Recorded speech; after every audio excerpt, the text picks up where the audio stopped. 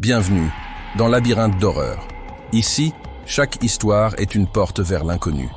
Certaines se referment, d'autres vous aspirent à l'intérieur. Ce soir, préparez-vous à vivre 60 minutes de pure terreur. C'est l'histoire d'un groupe qui croyait explorer un commissariat abandonné. Mais ils ont découvert une porte vers l'enfer. Et une fois franchi, le temps n'a plus jamais été le même. Vous entrez maintenant dans une heure en enfer. Regardez bien votre montre, car chaque minute qui passe vous rapproche un peu plus du néant. Imaginez, une nuit, 60 petites minutes. C'est tout ce qui leur restait avant que la porte ne se referme pour toujours. L'histoire que je vais vous raconter aujourd'hui n'est pas une fiction. Elle est inspirée d'événements réels qui ont glacé toute une ville. Elle raconte la descente aux enfers de 5 amis, piégés dans un ancien commissariat abandonné, où chaque minute qui passe voit l'un d'entre eux disparaître. Préparez-vous, car ce qui suit est une immersion totale dans 60 minutes de terreur absolue. Et croyez-moi, personne n'en sortira indemne. Tout commence sous la pluie battante qui s'abat sur les ruines de la vieille ville de Virmont. Il est précisément 23 heures. 5 amis, Léa, Théo, Camille et 2 autres, décident d'explorer le commissariat désaffecté. Ce lieu est une légende locale, abandonné depuis un incendie mystérieux en 1983. Ils sont youtubeurs, spécialisés dans l'exploration urbaine, l'urbex, pour leur chaîne Zone Interdite. Ils filment tout, comme d'habitude, espérant capturer des images spectaculaires pour leurs abonnés. Mais cette nuit-là, l'exploration va prendre une tournure qu'ils n'auraient jamais pu imaginer. Ils ne sont pas seuls. Quelqu'un, ou quelque chose, les attendait patiemment dans l'ombre. À peine 10 minutes après leur entrée, à 23h10, le cauchemar commence. Léa, la chef du groupe, toujours vigilante, se retourne et remarque que la lourde porte d'entrée en métal se referme lentement derrière eux. Pas de courant d'air, rien. Juste un mouvement lent, inexorable. Le bruit sec du loquet qui s'enclenche résonne dans le silence glacial du bâtiment. Un son définitif.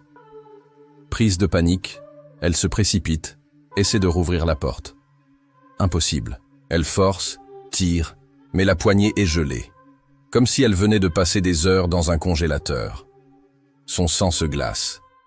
Et pile à ce moment-là, comme pour sceller leur sort, l'écran de sa caméra s'éteint subitement, plongeant le hall dans une obscurité quasi totale. Puis, sur le mur poussiéreux, des mots se forment, comme tracés par une main invisible, avec une craie rouge sang. 1 heure, pas une de plus. Le compte à rebours a commencé. La tension est à son comble. Ils sont piégés. Ils se regroupent, essayant de se rassurer, mais la peur est palpable. 23h20.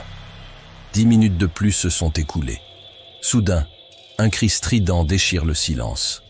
Un cri de pure terreur qui vient du fond du couloir des cellules. C'est la voix de Théo, le plus jeune, le plus insouciant du groupe. Il se rue dans sa direction, le cœur battant à tout rompre. Mais en arrivant au bout du couloir, il n'y a personne. Théo a disparu.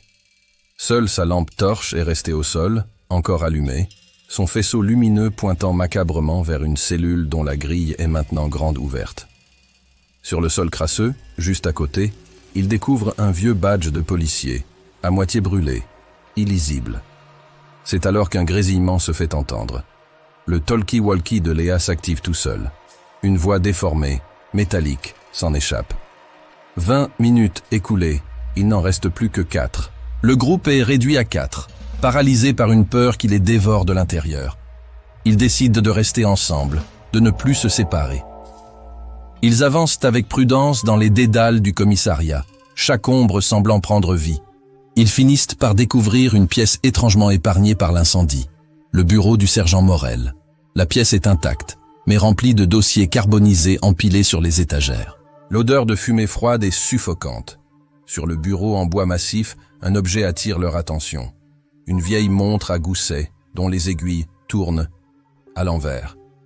Le temps s'écoule à rebours. Camille, fascinée et peut-être un peu trop téméraire, s'approche et tend la main pour toucher le cadran de verre.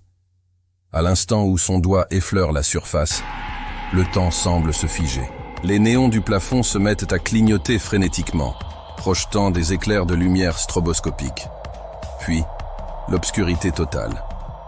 Quand la lumière revient enfin, chancelante, Camille n'est plus là. Elle a disparu, comme Théo. Mais son reflet, lui, est toujours là. Piégé de l'autre côté de la vitre du bureau, il les regarde, le visage déformé par un hurlement silencieux, frappant la paroi de verre sans émettre le moindre son. 23h45. Il ne reste plus que Léa et 2 de ses amis. La panique est totale. Il ne cherche plus à comprendre. Il cherche juste une sortie, n'importe laquelle. C'est là qu'un rire se fait entendre. Pas un rire d'adulte, mais un rire d'enfant, cristallin et terrifiant, qui résonne dans les haut-parleurs du bâtiment.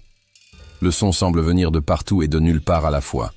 Chaque porte du couloir se met à claquer violemment, en rythme avec ce rire démoniaque. Sur un vieux moniteur de surveillance qui s'allume soudainement dans un grésillement, ils voient leur propre visage, filmé en direct.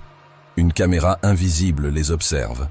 Et alors qu'ils fixent l'écran, horrifiés, une ombre apparaît derrière eux dans l'image. Une silhouette longue, déformée, qui porte ce qui ressemble à un uniforme de police calciné. La voix du talkie-walkie retentit à nouveau, plus claire, plus proche cette fois. Vous êtes ici parce que vous avez profané un lieu de justice. Maintenant, c'est la justice qui vous jugera. L'entité se rapproche, et les 2 amis de Léa sont happés par les ténèbres dans un hurlement qui s'éteint brusquement. 23h59. La dernière minute. Léa est seule. Elle court à en perdre haleine, ses pas résonnant dans le hall principal maintenant inondé d'une eau noire et glaciale. Elle hurle le nom de ses amis, mais seul l'écho de sa propre voix lui répond. Le compteur de sa caméra, qui s'est rallumé, affiche 59 dri. 1 minute. C'est tout ce qu'il reste. La panique la pousse vers la porte d'entrée, celle qui les a piégés. Et là, miracle ou piège ultime, la porte s'ouvre d'elle-même dans un long grincement. Dehors, la pluie bat son plein, le vent hurle. Sans réfléchir, elle se précipite à l'extérieur, trébuche, tombe dans la boue. Mais elle est dehors, elle est libre. Elle se relève, haletante, et se retourne pour faire face à son cauchemar une dernière fois. Mais le commissariat a disparu. À sa place, il n'y a qu'un terrain vague, comme si le bâtiment n'avait jamais existé. Son téléphone, qu'elle sort de sa poche avec des mains tremblantes, affiche la date, 19 octobre 1983. Et la montre à son poignet, celle qu'elle portait depuis toujours, s'arrête net. Minuit. 00. Léa n'est jamais revenue la même. Les enregistrements de sa caméra ont été retrouvés, mais la plupart des fichiers étaient corrompus, sauf les dernières minutes. L'histoire de zone interdite est devenue une légende urbaine à Virmont, un avertissement pour tous ceux qui seraient tentés de troubler le repos des lieux oubliés. Certains disent que le commissariat était une porte temporelle, un lieu où la justice des morts rattrape les vivants. D'autres pensent que Léa, piégée dans le passé, est devenue le fantôme qui hante désormais le terrain vague, attendant que de nouveaux explorateurs viennent jouer avec le temps. La seule certitude, c'est que cette nuit-là, en seulement 1 heure, 5 vies ont été brisées et une histoire terrifiante est née. Merci d'avoir écouté jusqu'au bout. Si cette histoire vous a plu et que vous aimez les récits qui font froid dans le dos, n'hésitez pas à laisser un pouce bleu et à vous abonner pour ne rien manquer de nos prochaines explorations dans l'inconnu. Prenez soin de vous. Et surtout, ne jouez jamais avec le passé. À très bientôt. L'aiguille s'est figée sur minuit. L'heure s'est écoulée. Mais dans l'obscurité de Virmont, certaines portes ne se ferment jamais vraiment. On dit que, certains soirs, quand la pluie tombe et que le tonnerre gronde, on peut encore entendre la voix de Léa, appelant ses amis depuis le néant.